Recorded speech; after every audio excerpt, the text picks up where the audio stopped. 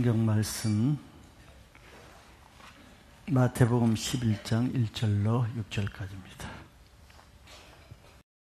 예수께서 12 제자에게 명하시기를 마치시고 이에 그들의 여러 동네에서 가르치시며 전도하시려고 그 길을 떠나가시니라.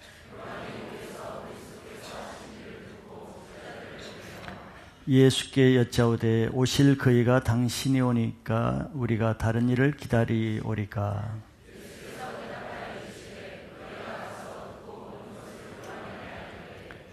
맹인이 보며 못 걷는 사람이 걸으며 나병 환자가 깨끗함을 받으며 못 듣는 자가 들으며 죽은 자가 살아나며 가난한 자에게 복음이 전파된다 하라. 누구든지 나로 말미암아 실족하지 아니하는 자는 복이 있도다 하시니라. 아멘. 오늘 말씀은 예수님 때문에 실족하지 말라는 말씀입니다. 신앙을 시작하는 것도 쉽지는 않지요. 교회에 오는 것 자체가 발이 없어서 못 오는 것이 아니고 하나님이 인도하시지 않으면 교회에 오는 것 자체도 쉽지 않습니다. 또 신앙을 그렇게 어렵게 또 은혜로 시작했어도 끝까지 신앙을 하는 것, 그것도 쉽지 않습니다. 우리가 경험하듯이 그렇게 은혜를 받은 사람도 얼마 가지 못하고 중간에 그치는 사람이 얼마나 많습니까? 이런 문제로 시험에 들고 저런 문제로 어려움에 빠지고 또 어떤 사건을 통해서 사람을 통해서 교회를 통해서 시험에 들기 때문에 끝까지 그 신앙을 유지하는 것이 쉽지 않습니다. 그래서 신앙은 하나의 영적 전투죠. 싸움입니다. 우리가 전쟁의 싸움이라면 한 번 이겼다고 계속 사는 건 아니죠. 그 다음 전쟁에 질 수도 있고 또 다른 전투에서 져서 죽을 수도 있는 거죠. 영적인 전투도 마찬가지입니다. 한 번 내가 신앙에 이겼다고 해서 그것으로 끝까지 가는 것은 아니죠. 왜? 사단은 재반격을 하고 또 다른 공격, 즉 다른 유혹과 다른 핍박으로 나를 넘어뜨리고 또 무너지게 시험하기 때문입니다. 그래서 한시도 우리는 신앙생활에 긴장을 늦출 수 없고 또 선줄로 여길 수가 없어요. 나는 이제 됐다. 나는 이만하면 신앙이 됐다. 선줄로 생각하면은 넘어질까 조심하라 그랬습니다. 그래서 우리는 군중신앙으로 남아있으면 안 되는 거죠. 훈련받고 제자가 되지 않으면은 언제 그 신앙이 넘어질지 아무도 장담할 수 없습니다. 오늘 1절에부터 말씀을 보면은 예수님은 앞에까지 12 제자에게 많은 제자도에 대한 말씀을 가르쳤습니다. 그리고 그 일을 마치고 나서 이제 다른 동네에 또 가서 가르치시고 또 전도하시는 그런 일을 하시죠. 예수님이 이 땅에 오신 목적은 잃어버린 자를 찾아서 구원하는 데 있다고 말씀하셨습니다. 그리고 전도만 하는 것이 아니고 예수님은 전도하셔서 전도한 사람을 가르쳐서 제자로 세우는 일을 하셨다는 것은 더 중요한 내용입니다. 그래서 예수님은 모든 사역의 우선에서 제자를 세우는 일에 전념하셨고 특별히 제자 중에도 12 제자를 훈련시킨 것에 초점을 두었죠. 왜냐하면 예수님이 이 세상 끝날까지 계속 혼자 사역하시는 것이 아니고 예수님은 단지 3년 동안만 사역하시는데 그 예수님 사역이 끝난 다음에도 자기 사역을 계속 계승 유지하기 위해서 제자들을 훈련시키는데 초점을 두신 것이죠. 그렇지 않으면은 예수님 그 능력이 많고 또 일을 잘하시는 그 예수님이 한때 엄청난 일을 하셔놓고 그냥 예수님이 떠나신다 그러면은 그 역사는 더 이상 계승되지 않고 예수님 당대에 그치고 말 거예요. 이와 같이 우리 이 교회 사역도 하나님의 사역도 어떤 사람이 한때 아무리 위대한 사역하고 또 큰 부흥을 일으키는 사역을 했다 할지라도 그 사람이 자기 제자를 세워놓지 못할 때 그 사역은 자기 당대 단회적인 사역으로 그냥 그치고 맙니다. 그래서 비록 한 세대에 놀라운 사역을 한 교회나 단체들이나 어떤 주의 종이라 할지라도 보면은 그 창립자, 그분이 떠난 다음에는 초라한 큰 교회 건물만 남고 그 단체라는 이름만 남는 경우가 얼마나 많습니까? 당대에 그치는 것이죠. 계승이 안 되는 거죠. 제자를 바로 세우지 못하면은 그 다음 세대가 그 전대의 모든 영광을 다 하루아침에 무너뜨리는 일을 할 뿐입니다. 그러므로 마지막 때의 교회는 훈련되지 않는 많은 군정을 모으는 그런 사역이 아니라 제자를 세우는 교회가 되어야 되는 이유가 여기 있는 것이죠. 우리 자신도 이왕 신앙을 하고자 한다 그러면은 군중으로 남는 죽정이 신앙이 아니라 끝까지 주님 앞에 갈 수 있는 제자가 되는 알고 신앙을 해야 되는 이유가 여기 있습니다. 그러기 위해서 우리는 훈련도 받아야 되고 자기를 부인하기도 하고 또 자기를 죽여야 되는 이유가 여기 있는 것이죠. 오늘 말씀은 예수님 때문에 실족하지 말라. 사단의 방해를 끝까지 이기는 자가 승리하는 자지 한때 신앙을 잘한 그 사람이 승리자가 아니라는 것이죠. 오늘 말씀을 세례 요한에 대한 예수님 말씀을 통해서 그런 것들을 한번 보고자 합니다. 먼저 본문에 보면은 요한이 예수님께 질문하는 내용이 나오죠. 세례 요한은 정말 광야에서 외치는 자의 소리로 아주 영향력 있는 사역을 한 사람입니다. 그러나 마지막에 그 당시의 왕인 헤롯 왕의 불의를 지적하다가 그에 의해서 감옥에 갇힌 상태가 되었습니다.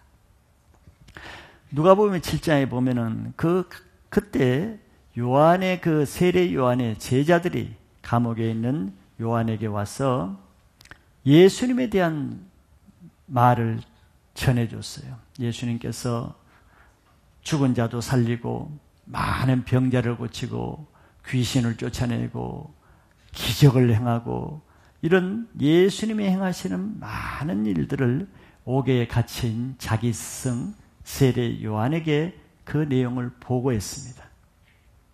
그때 옥에서 그 말을 들은 세례 요한이 그 제자들을 예수님께 보내면서 이렇게 말하라고 하죠. 여기 나온 대로 오실 그이가 당신이인지 아니면 당신이 아니라면은 우리가 또 다른 사람이라는 것은 다른 메시아를 말하는 것입니다. 그리스도를 말하는 것이죠. 또 우리가 다른 일을 기다려야 되는지 자기 제자들에게 예수님께 가서 직접 한번 물어보라고 하고 예수님께 자기 제자를 보냅니다. 세례 요한은 왜 이렇게 예수님께 이런 질문을 하도록 했겠습니까? 그는 옥에 오래 갇혀 있었겠죠. 자기가 생각한 메시아, 즉 그리스도와 지금 예수님이 하고 계시는 그 그리스도가 자기 생각과 조금 다르기 때문에 이해가 되지 않기 때문에 좀 의문이 생겼기 때문에 그런 질문을 하게 했겠죠. 그러나 이 세례 요한은 우리 알듯이 이전에 이미 분명하게 성령으로 예수님이 다니시는 걸 보고 보라 세상 죄를 짊어지고 가는 하나님의 어린 양이라는 것을 성령으로 분명히 알고 깨닫고 그걸 증거한 사람입니다. 그리고 직접 그 예수님께 요단강에서 물로 세례를 주기까지 한 장본인이 바로 세례 요한이에요. 자, 이렇게 세례 요한은 예수님이 분명히 메시아인 것을 믿고 그리스도인 것을 믿었기 때문에 아마 이런 생각을 할 수가 있죠. 이제 메시아가 왔으니까 이 땅의 모든 악하고 불의한 자들이 다 이제 예수님에 의해서 심판을 받고 이제 억눌리고 하나님을 기다리는 사람들이 이제는 평화를 얻고 정말 행복한 삶을 이런 것을 기대했을 수가 있겠죠. 왜냐하면 그 당시에 대세가 메시아가 오면은 바로 그런 일이 올 것이라는 것을 믿고 아는 그런 것이 대세였기 때문에 그렇습니다. 그런데 그렇게 기대한 세례 요한에게 실제 상황은 어떻게 일어났냐면 그 반대로 일어나는 것이죠. 예수님이 지금 그렇게 능력 많은 일을 행하고 귀신도 쫓고 기적을 행하는데도 불구하고 정작 자기 자신은 지금 옥에 억울하게 그것도 하나님의 담대한 정의를 선포하다가 옥에 갇혔는데 또 불구하고 그 능력이 있은 예수님이 한 번도 자기에게 신방을 오신 적도 없고 격려해 준 적도 없고 헤롯을 징계해서 자기를 감옥에서 건져내는 어떤 행동도 취하지 않고 아무런 도움도 주지 않는 상태에 있잖아요. 과연 메시아가 맞는가? 메시아라면 자기가 하나님의 종인데 하나님의 정말 일을 하다가 억울한 일을 당했는데 왜 도와주시지 않는가? 더구나 한 번 와서 신방도 어떻게 한 번 해오지 않는가? 이제 이런 생각을 할 수도 있겠죠. 많은 사람들은 이 세례 요한과 같이 바로 이런 문제를 당할 때 신앙의 어려움을 느끼고 예수님에 대해서 하나님에 대해서 기독교 신앙에 대해서 의문을 갖는 경우가 생기겠죠. 여러분들이 크게 억울하게 하나님을 위해서 교회를 위해서 헌신하다가 감옥에 억울한 누명을 써서 갇혔다. 근데 담임 목사님이 한 번도 와보지도 않는다.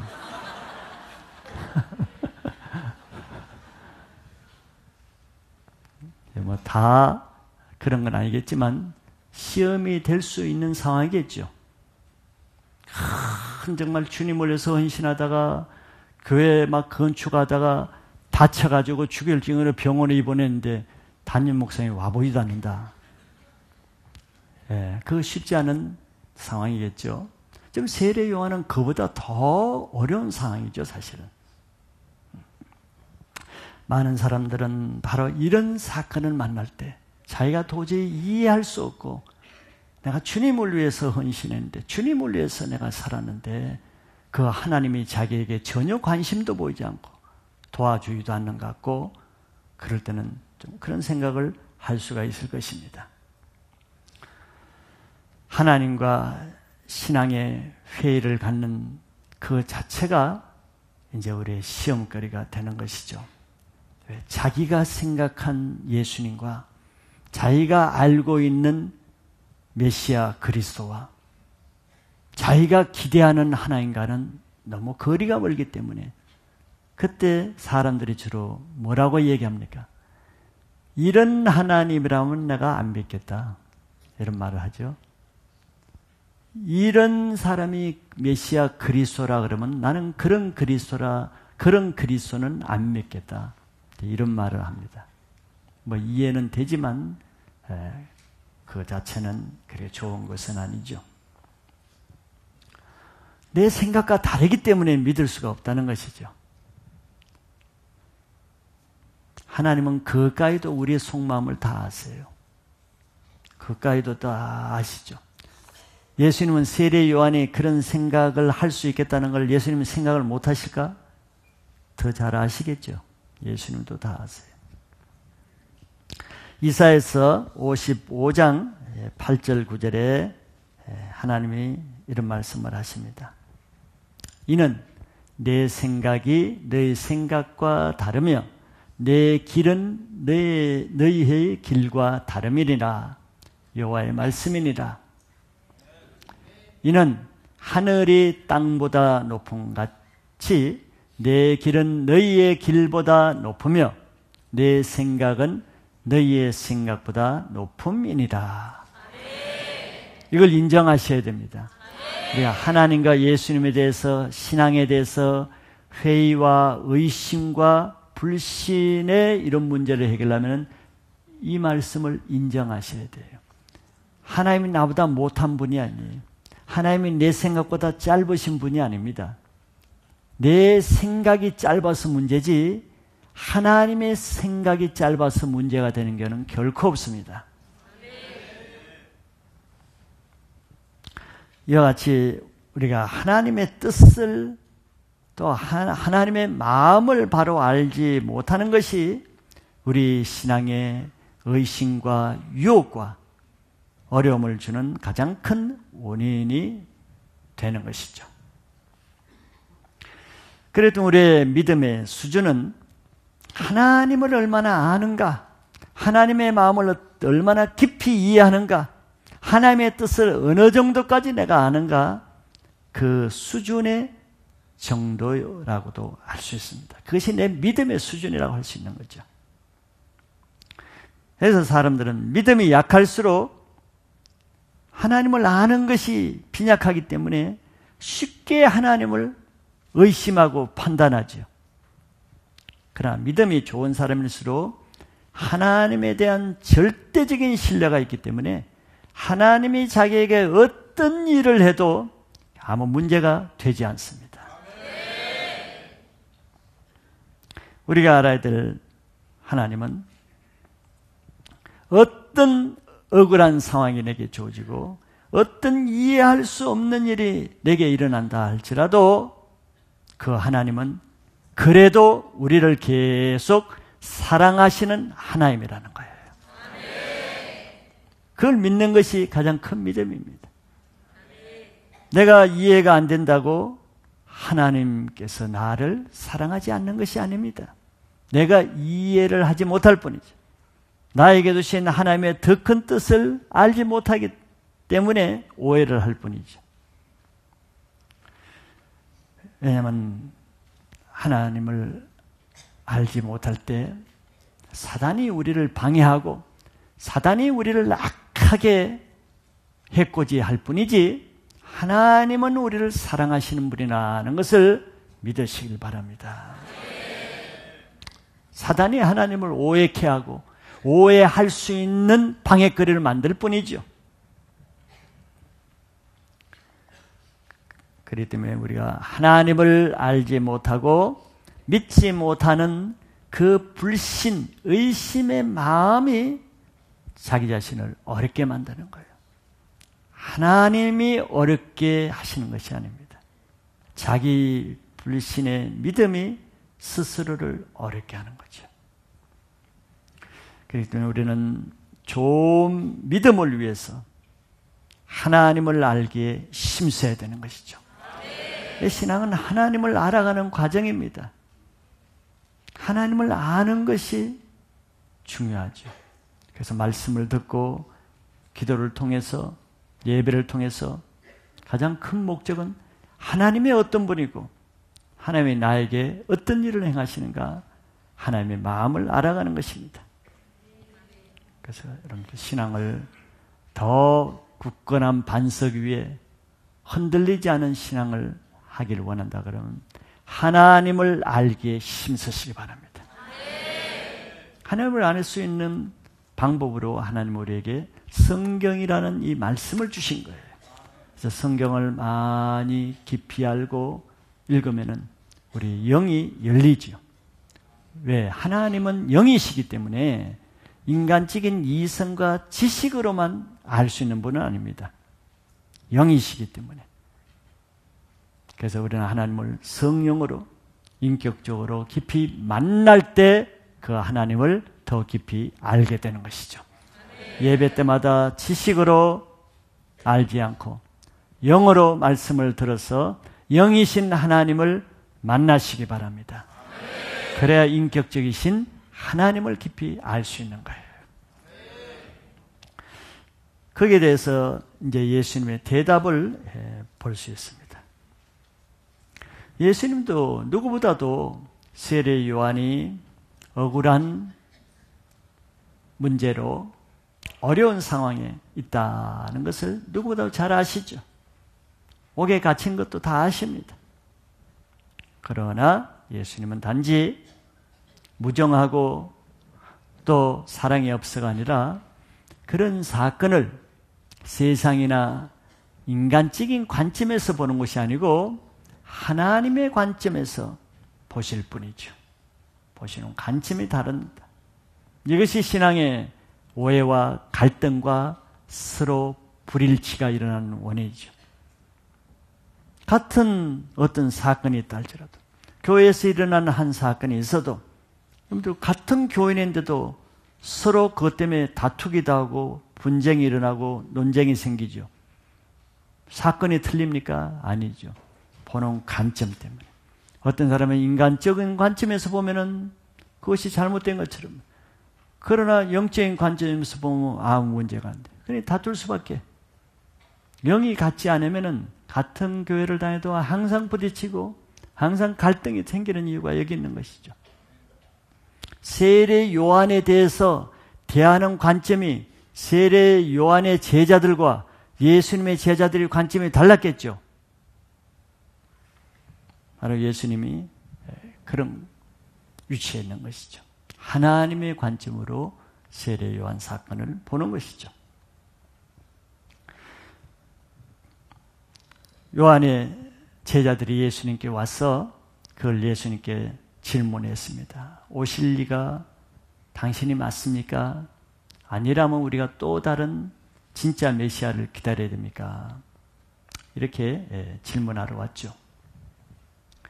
요한의 그런 질문에 대해서 예수님은 직접적으로 대답을 하시지 않았습니다. 예수님이 하시는 그 일 자체를 보고 들은 대로 요한에 와서 말하라 그랬어요. 이것도 좀 답답하지요. 우리 생각으로는 예수님께서 그냥 직접적으로 그래 내가 크다 가서 얘기해라. 그거 끝나는 거예요. 세례요한 모든 의욕이 없어져. 내가 기다 그냥 한마디만 하면 끝나는 거예요. 그러나 예수님은 그 대신 알쏭달쏭한 말씀하는 거예요. 너희는 가서 너희가 지금 네 눈으로 듣고 보는 그것을 그냥 얘기해라. 그렇게 했어요. 그러면서 구체적으로 5절에서 설명을 하시죠. 듣고 보는 것이 뭐냐 그러면은 너희가 지금 맹인이 보고 못 걷는 사람이 걷고 나병 환자가 깨끗함을 받고 못 듣는 자가 듣고 죽은 자가 살아나고 가난한 자에게 복음이 전파되는 걸 너희 눈으로 보고 듣지 않느냐? 그거 요한에게 와서 얘기하라.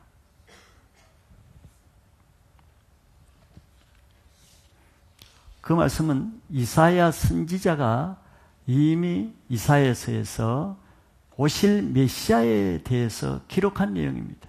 메시아가 오면은 이런 일을 할 것이다. 그래 기록한 그 내용을 말해주라는 거예요. 많은 사람들이 믿지 못하는 사람들이 불신자들이 오면은 하나님을 나에게 보여줄라. 예수님이 보여주라. 그럼 내가 믿겠다 그러죠. 그 사람 보여주면 믿겠습니까? 보여주면 헛개비로 알죠. 유령인 줄 알죠. 하나님의 말씀을 믿지 못하는 사람은 보여줘도 못 믿는 거예요. 하나님의 말씀을 못 믿는 사람은 내가 그리스도라 믿겠어요? 못 믿죠. 헤롯 땅과 사두개인 제사장들과 바리새인들에게 예수님은 몇 번에 걸쳐서 내가 그라고 몇 번 직접적으로 얘기했어요. 그리고 오히려 돌로 칠라 그래요. 네가 뭘 하나님이냐? 내가 그라고 하면 믿습니까? 믿지 못할 사람은 더 못 믿는 거예요.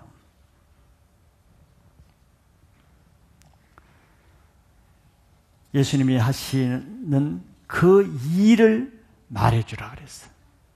이 기쁜 뜻이 있는 것이죠. 세례 요한은 이렇게 말할 때, 이게 이사야서의 메시아가 할 일이라는 것은 다 압니다. 이렇게 얘기하면. 그건 무슨 뜻이겠어요? 예수님이 하시는 그 일 자체가 메시아임을 나타내는 것이, 그는 내가 그다라고 하는 것보다 더 확실한 거예요. 요한복음 10장 25절에 예수님이 이런 말씀을 하신 적이 있습니다. 유대인들이 하도 자기를 안 믿으니까 이렇게 말했어요. 예수께서 대답하시되 내가 너희에게 말하였을 때 믿지 아니하노다. 내가 내 아버지의 이름으로 행하는 일들이 나를 증거하는 것이니요. 그랬어요. 예수님은 자기가 아무리 메시아고 자기에 대해서 말씀을 해도 너희가 믿지 않는다 그랬어요. 그러니까 뭐라 그럽니까? 내가 내 아버지의 이름으로 행하는 그 일들이 나를 증거하는 것이다. 우리의 믿음은 말씀을 들음으로써 나지요. 그래서 좋은 믿음은, 가장 강한 믿음은 보지 않고도 말씀 자체를 믿는 믿음이 가장 건강한 믿음입니다. 도마에게 한 말이죠. 보지 않고 믿는 믿음이 복 있는 자예요. 그러나 보지 않고 믿을 수 없는 사람, 말씀만 듣고는 도저히 믿음이 안 생길 때는 예수님이 그렇게 말씀하는 거예요. 내 말이 안 믿어지면은 내 말을 못 믿겠거든. 그러면 내가 하는 일을 보고서라도 믿으라 그러는 거예요. 예수님이 하시는 그 일이 하나님의 일이고 메시아라는 것을 나타내기 때문에 그러죠. 우리 주일마다 하는 사람들이 하는 그 간증도 사실은 자기가 하는 일을 나타내는 게 아니죠. 예수님이 그 사람에게서 하신 일을 나타내는 것이 간증입니다. 그럼 도저히 주일 말씀을 도저히 못 믿으면은 그런 하나님이 다른 사람에게 하신, 예수님이 다른 사람에게 하신 그 일을 통해서도 믿을 수가 있는 거예요. 그러나 보지 않고 말씀을 통해서 믿는 믿음을 가질 수 있기 바랍니다. 그래서 세례 요한은 이런 어려움을 갖고 있었기 때문에 자기 제자들에게 그런 질문을 하게 한 거죠. 이와 같이 우리는 예수님에 대한 어려움은 언제든지 있을 수 있습니다. 의심이 들기도 하고 또 다른 미혹이 들기도 하고, 왜? 사단이 그런 짓을 하기 때문에. 우리의 생각으로, 감정으로, 마음으로, 이성으로. 이런 예수님에 대한 어떤 의심이나 또 신앙의 방해를 받을 때는 자기 생각과 지식으로 판단을 하려고 그러면은 그래서 그 시험에 이길 수가 없는 거예요. 사단이 그 감정과 이성으로 지금 이미 미혹하고 있는데, 미혹된 그 감정과 생각으로 하나님인가 예수님이 바른 거 판단을 해, 그 자체가 이미 실패하는 것이죠. 그때는 항상 하나님의 약속의 말씀을 통해서 확증을 받아야 됩니다. 그래서 이런 어려움에 있는 세례 요한에게 예수님은 말씀을 주시는 거예요. 이사야서 말씀에 나온 것을 증거하라 그런 거예요. 예수님 자신이 이 땅에서 사신 삶을 여러분들이 아시죠? 예수님은 어떤 하나라도 자기 임의대로 사실 수가 없었던 분이에요. 오늘 저희 가서 된장찌개 먹고 싶다고 해서 먹을 수가 없어요. 하나님이 칼국수 먹으라면 먹으셔야 돼요. 예를 들면은 자기 뜻대로 아무것도 할 수 없는 일이에요. 왜 그랬겠어요? 예수님이 이 땅에 오시기 전에 이미 하나님이 구약 성경을 통해서 다 기록해놨단 말이지. 그걸 떠나서 행할 수가 없는 거예요. 그래서 예수님이 이 땅에 사신 모든 것이 이미 성경에 기록된 그대로만 따라서 사신 거예요. 성경을 벗어나서 사실 수가 없었어요. 때와 시간, 방법까지도. 그걸 믿으시기 바랍니다. 이게 굉장히 중요한 것이에요. 그래서 예수님은 이 땅에서 성경 말씀을 이루시기 위해서 사신 거란 말이죠. 제자들이 가끔 그러잖아요. 내가 뭐 가룟 유다보다 힘이 없어서 내가 그 잡혀 죽는 줄 아냐? 하늘의 천사들을 불러가 당장 죽일 수 있다. 그러나 그러면은 기록된 성경이 어떻게 이루어지겠냐? 그렇게 말하잖아요. 기록된 성경대로 사시기 위해서 가룟 유다를 그냥 죽이지 않고 거의 배반당해서 죽는 거지 힘이 없어가 아니에요. 성경을 이루기 위해서 예수님이 사신 거예요.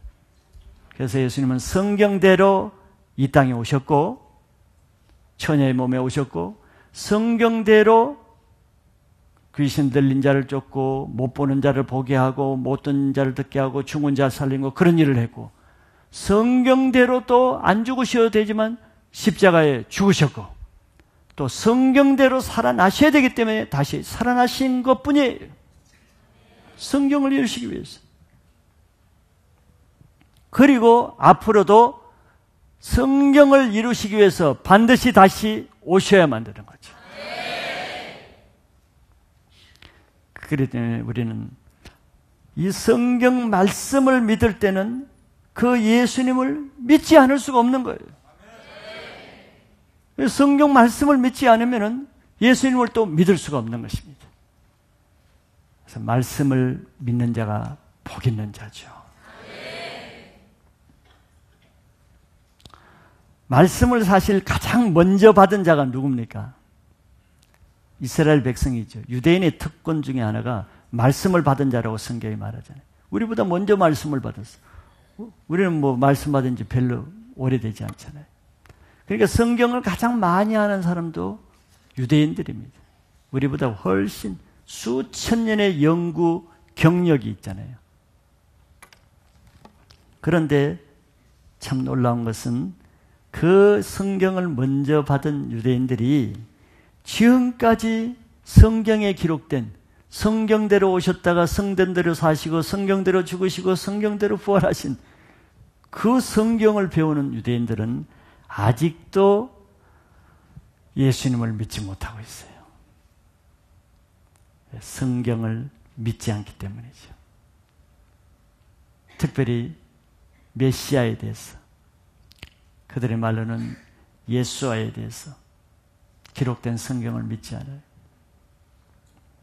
특별히 예수님에 대해서, 메시아에 대해서 여러 군데 잘 기록했지만 가장 구체적으로 가장 실감 있게 탄생부터 십자가 부활까지 기록한 것이 이사야서 53장 말씀이라고 할 수 있거든요.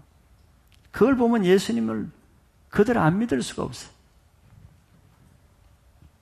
그럼 유대인들이 당연히 예수님을 믿어야 될 텐데, 근데 유대인들은 안타깝게도 다른 성경도 잘 안 믿지만 특별히 그 이사야서 53장 말씀은 랍비들이, 유대인의 지도자들이 금수로 읽어놨어요. 그 장은 읽지 못하게. 그래도 사람들이 자꾸 읽으니까 새카맣게 칠해서 못 보게 했어. 그래도 안 칠하고 보니까 그거를 이제 찢어버리게 했어요. 참 너무 악한 마음이죠. 성경을 못 읽게 하는 거, 찢어버리게. 그 성경을. 이렇게 고의적으로 그리스도 메시아에 대한 성경 말씀을 믿지 않기로 작정하는 사람에게는 어쩔 수 없어요. 예수를 믿을 수가 없어요. 마찬가지로 여러분들이 이렇게 말씀을 들을 때도 고의적으로 안 믿으려고 그러고 안 받아들이려고 그러고 성경 말씀을 믿지 않으려고 하면은 할 수 없는 거예요. 이게 가장 무서운 것이고 가장 악한 마음입니다. 성경을 믿지 못하게 하려는 것은 사단이 하는 것이거든요. 사단이 예수를 믿지 못하게 하는 방법입니다. 예수님을 믿는 마음은 그래서 늘 온유하고 겸손한 마음밭이 되어야 되는 거죠. 예수님을 믿기를 원한다면, 정말 하나님의 말씀을 믿고자 원한다 그러면은 자기 마음 자세를 늘 겸손하게 열어야 됩니다. 마음이 닫혀 있고 굳어 있고 완고하다는 자체가 그 사람이 이미 사단의 방해를 받은 거예요. 그럼 말씀이 안 들리죠. 안 들릴 뿐더러 말씀이 반대로 불신하게 되고 판단하게 되는 거예요. 그래서 여러분들 늘 말씀 받기에, 말씀을 믿기에 힘써서 말씀 중심의 믿음을 가지시기 바랍니다. 어떤 교회 시스템이나 사람이나 다른 일에 의해서 여러분들 가진 믿음은 언제든지 그는 허물어지는 거예요. 오직 세례 요한에게 흔들리지 않는 믿음을 주기 위해서, 확신을 주기 위해서 예수님이 메시아에 대한 이사야에서 말씀을 준 것처럼 여러분들의 믿음이 흔들릴 때가 있을 수 있어요. 특별히 어려운 사건을 만날 때, 고난을 만날 때, 아무 신앙이 교회를 다녀도 도움이 안 될 때, 하나님에 대해서, 예수님에 대해서, 믿음에 대해서 흔들릴 때 여러분들 말씀으로 돌아가서 말씀으로 확정받을 수 있기를 바랍니다. 마지막으로 예수님이 또 한 가지 대답을 하시고 나서 당부한 말씀이 있죠. 예수님은 그 요한의 제자들에게 가기 전에 한마디를 당부하고 했습니다. 누구든지 6절에 누구든지 나로 말미암아 실족하지 아니하는 자는 복이 있도다 그랬어요. 그 말은 다른 말로 하면은 나 때문에, 예수님 때문에 실족하는 자는 가장 복 없는 불행한 자라는 말도 되는 거예요. 왜 하필 예수님 때문에 실족할 일이 뭐가 있어요? 강도 때문에도 아니고, 사기꾼 때문에도 아니고, 나쁜 사람 때문에도 아니고, 왜 자기에게 복을 주고 생명을 주는, 구원을 주는 예수님 때문에 실족할 일이 뭐가 있어요? 가장 복 없는 자지. 세례 요한에게 전하라는 말씀이죠. 나로 말미암아 실족하지 않는 자는 복이 있다. 실족한다는 말은 우리 한자는 발을 헛디딘다 그런 뜻인가요? 실족한다는 원어의 뜻은 덫을 놓아서 넘어지게 한다는 뜻입니다. 덫 알죠? 여러분 쥐 잡을 때 쥐덫을 놓죠. 짐승을 잡을 때 올가미를 놓죠. 그 덫입니다. 실족한다는 것은 덫에 걸려서 넘어지는 것이에요. 덫에 걸려서. 그럼 덫을 누가 놓겠어요? 덫을 놓아서 넘어지게 하는 것은 사단이 놓는 것이죠. 사단이. 덫을 놓는 이유도 또 뭐가 있겠어요? 잡기 위해서죠. 우리 영혼을 잡아 죽이기 위해서죠. 사단은 가장 악한 덫을 놓죠. 예수님을 통해서 시험 들게 하는 아주 나쁜 덫을 놓아요. 예수님 때문에 시험에 들면은 생명을 가로챌 수가 있거든. 돈도 아니고 금도 아니고 다른 것도 아니고 천하보다 귀한 생명을 낚아채는 것은 오직 한 가뿐이 없어. 예수님 때문에 넘어지게 해야 돼. 생명을 얻는 것은 예수를 믿어야만 생명을 얻기 때문에 예수를 믿지 못하게 해야 생명을 낚아챌 수 있기 때문에 바로 예수님 때문에 실족하게 만드는 거예요. 그래서 실제로 신앙을 그렇게 잘하다가도 가끔 실족하는 일이 생기는 거죠. 어떤 사람은 실족을 언제 합니까? 다들 은혜가 충만하고 회개도 하고 구원도 받고 치유도 받고 하는 성령 충만한 집회에서 어떤 사람은 오히려 그 집회에서 말씀 듣고 시험에 들어서 예수님을 떠나는 일이 있어. 참 기가 막힌 일이죠. 어떻게 그런 일이 있을까? 이해가 되지 않죠.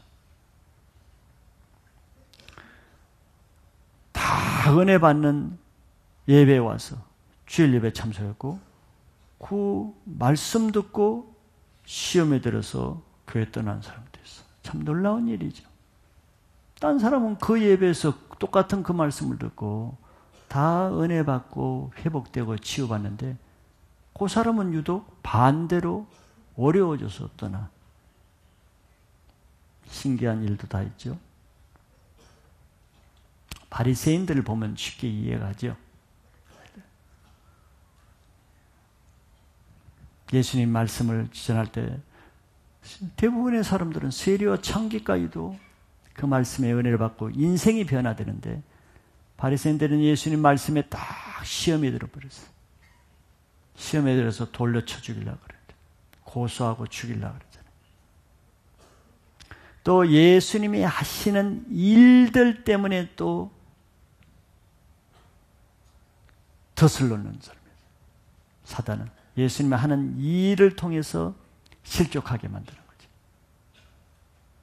성령 충만한 집회에 와서 막 찬양하고 성령의 역사를 보고 시험에 들어. 바리새인들 보세요. 예수님이 눈 멀고 말 못하는 그 아이에게 귀신을 쫓아냈어요. 말 못하게 하고 보지 못하게 하니 귀신아 들어가라. 그래도 금방 보고 말도 했어요. 근데 그 놀라운 일을 보고 딴 사람은 다 다윗의 자손 하나님이라고 찬양을 하는데, 그 옆에서 똑같은 광경을 본 바리새인들은 마음이 강팍해져서 예수님을 죽이려고 그랬어요. 바알세불의 왕을 이용해서 저런 일을 한다? 전혀 다른 반응. 사단의 덫에 걸리는 것이죠. 예수님의 말씀을 듣고도 덫에 걸리고, 예수님이 하신 사역을 보고도 덫에 걸릴 사람이 있단 말이지. 그래서 깨어서 시험에 들지 않게 조심해야 되는 거예요. 좋은 게 다 좋은 게 아니에요. 어떤 사람에게는 좋은 거, 은혜로운 것이 어떤 사람이 자기 영혼을 죽이는 덫이 되는 거예요. 사단이 아주 고약한 일을 하는 것이죠.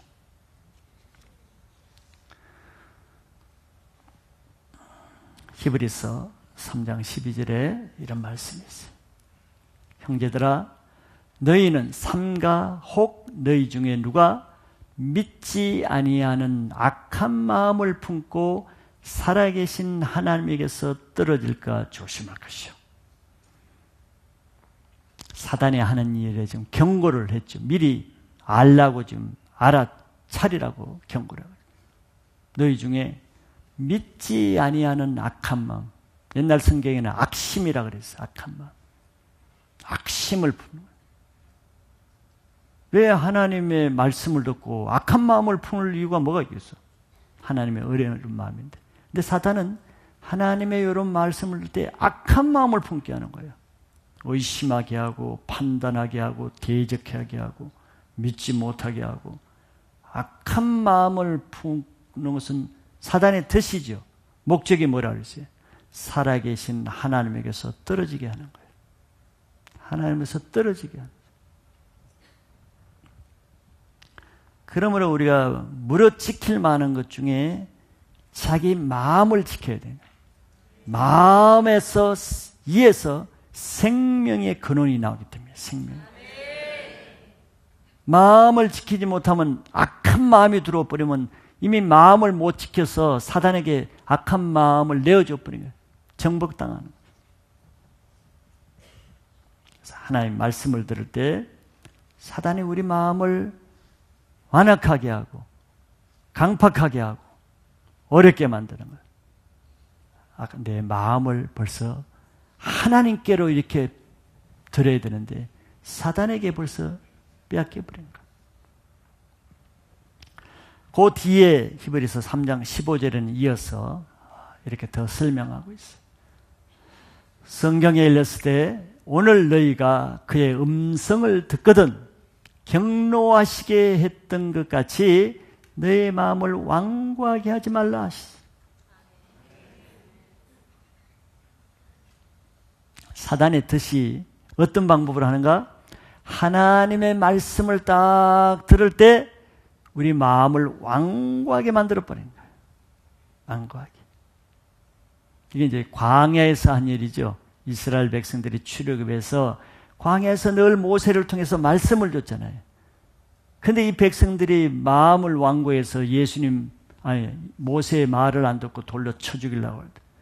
그래서 결국 이들은 광야에서 다 죽었죠. 이것이 하나님의 마음을 경록해 만드는 것이죠. 근데 예배 올 때, 말씀을 들을 때 마음이 완고해집니까? 그러면 그 마음은 하나님께서 떨어져 나가는 거예요. 그래서 이런 사단의 방해를 이기기 위해서 우리 한 주간 동안 예배를 위해서도 한 주간 동안 세상에서 내 마음을 지키는 삶을 살아야 되는 거예요. 그래서 예배 오기 전까지 정말 기도로 내 마음을 지키고 내 마음이 오늘 예배 때 완고해지고 사단에게 뺏기지 않기 위해서 내 마음을 지키는 기도로 무장하고 와야 마음이 지켜지고 말씀이 들리는 것이지 그냥 들려지는 것은 아니죠. 사단이 우리 마음을 왜 완악하게 하겠어요? 목적은 하나, 말씀을 못 듣게 해서 우리 영혼을 덫에 갈취해 가기 위해서, 낚아채기 위해서. 이 세상에 가장 복없는 사람이 바로 이런 사람이에요. 예배까지 왔다가 시험에 드는 사람, 예배까지 왔다가 영혼의 덫에 걸려서 마음이 어렵고 불편하고 또 판단하고 짜증나고 불평하며 가는 사람, 가장 참 안타까운 사람이죠. 하나님의 은혜를 받으러 왔다가 사단에게 잡혀서 빼앗겨버렸어요. 세상에 가장 복 있는 사람은 반대로 하나님의 모든 말씀이 믿어지는 사람입니다. 하나님이 하시는 모든 일이 다 믿어지는 사람입니다.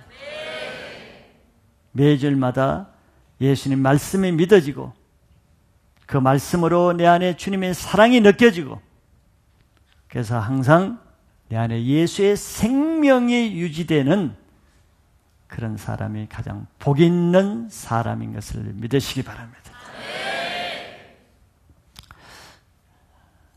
자, 오늘 말씀 전체를 다시 보면은 요한은 이 세상에 태어난 걸 우리가 알죠.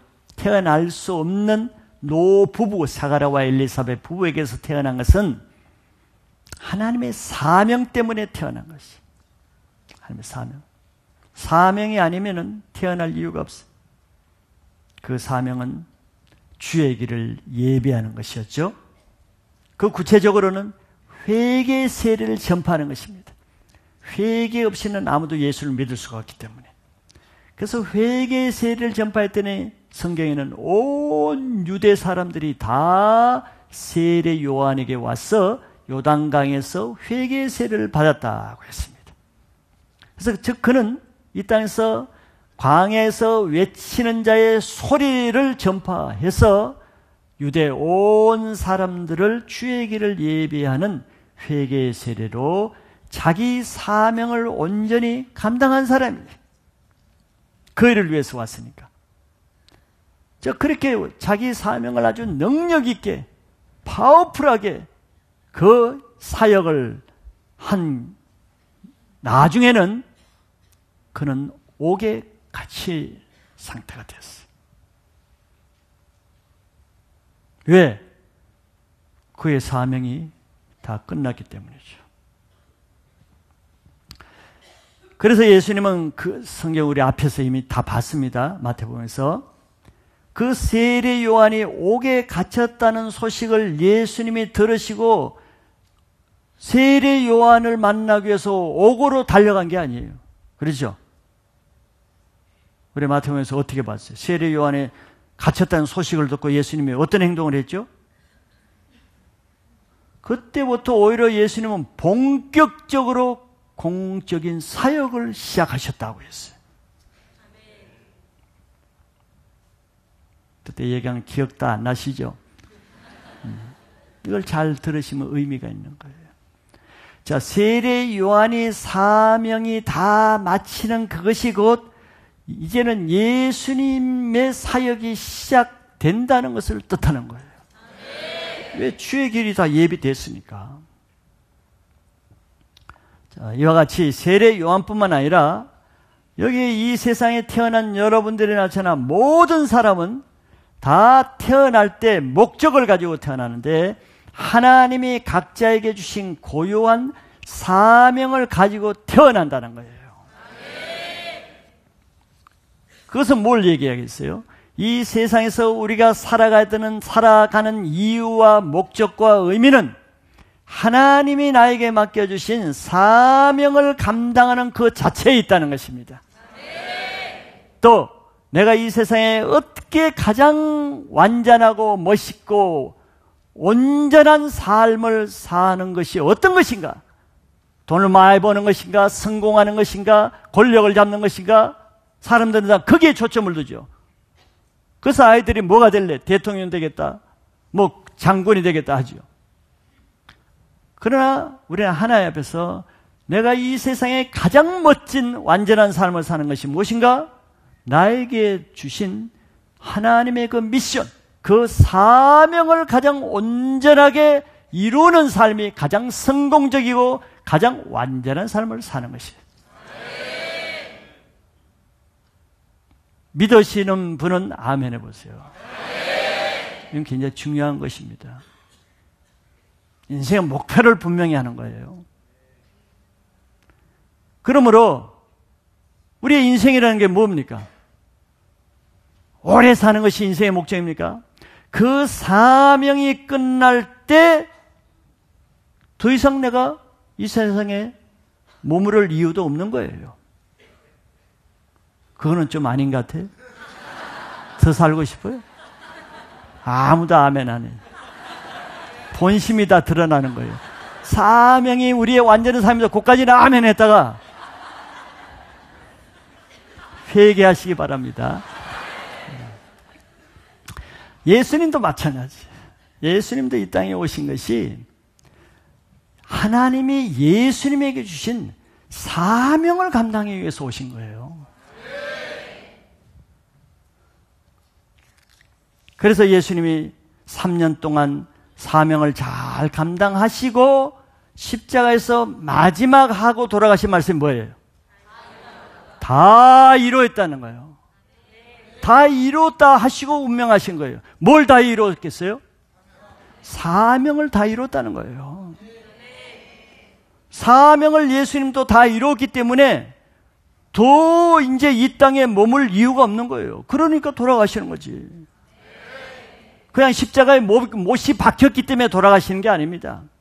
사명을 다 이루셨기 때문에 돌아가시는 거예요. 자, 세례 요한이 옥에 갇힌 것을 아까 예수님은 인간적인 관점에서 보는 것이 아니고 하나님 관점에서 봤다고 아까 말씀드렸죠? 그거는 기억나시죠? 세례 요한이 옥에 갇힌 것은 그의 사역이 실패해서 갇힌 것이 아닙니다. 지금 갇혔기 때문에 그의 사역은 실패로 돌아가는 것도 아니에요. 그의 사명, 그가 옥에 갇혔다는 것은 다른 말로 그의 사명이 온전히 맞춰졌다는 표시입니다. 예수님이 십자가에 달려 계시는 것은 이제 예수님이 사역이 실패했다는 뜻도 아니고 앞으로 예수님이 더 하셔야 되는데 십자가에 달려서 죽기 때문에 이제는 더 이상 할 수 없다, 그 뜻이 아니죠. 반대란 말이죠. 예수님이 십자가에 달렸다 하시는 것은 이제 예수님의 사명이 다 끝났다는 것이고 또 예수님의 사명이 온전히 성공적으로 완성되었다는 표시일 뿐입니다. 실패가 아니에요. 세례 요한의 사역 같은 거예요. 감옥에 갇혔다는 것은 세례 요한이 할 일을 못하고 갇혔으면 그거는 문제가 다르죠. 그는 다시 말하자면 회개 세례를 엄청나게 하고 난 뒤에 갇혔다는 것은 그의 사역이 온전히 완성되었다는 것을 표시해 주는 거예요. 그러니까 예수님이 구태여 그 소식을 듣고 세례 요한을 구하려 하실 필요가 없어요. 구한다는 것은 그를 욕되게 하는 것이에요. 그는 하나님의 뜻에 반한 것이에요. 그를 구해서 뭐 하는 거예요? 옥에 나와서 세례 요한 이제 할 일이 아무것도 없는데 맨날 밥 먹고 그냥 낮잠 자고 그거는 고역이야. 뭘 하겠다. 할 일이 없어. 세례 요한은 옥에서 나와서.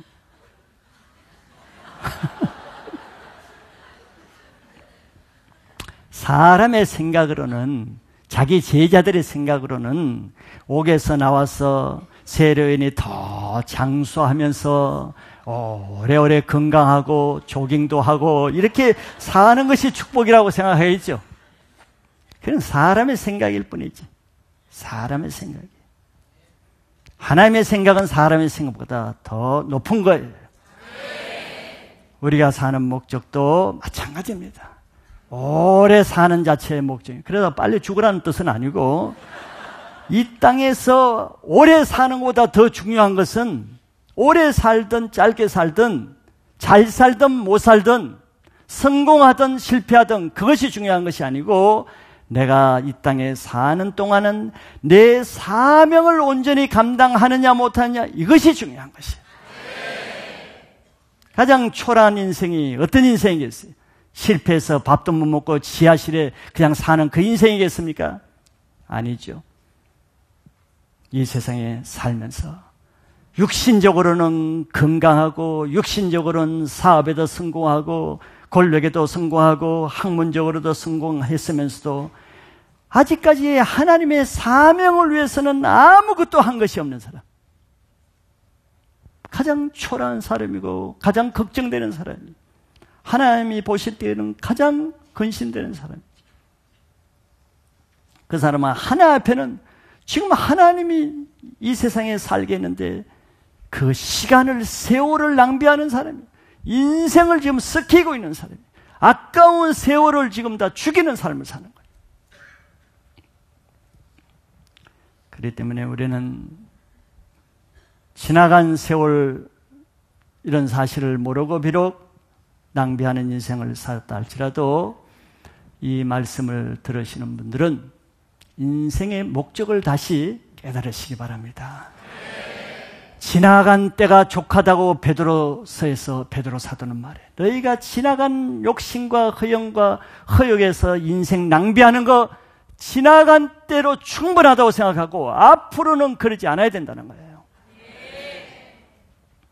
하나님이 주신 사명을 감당하는 삶을 살아볼 때, 그때 비로소 모든 사람들은 내가 이 세상에 태어난 목적을 이제 찾았고 의미를 찾았고 내가 이 세상에 지금 더 살아야 될 이유를 찾게 되는 거예요. 그런 삶이 의미 있는 삶이에요. 그러나 분명한 인생의 목적과 의미를 찾는 그런 인생을 사시기를 축복합니다.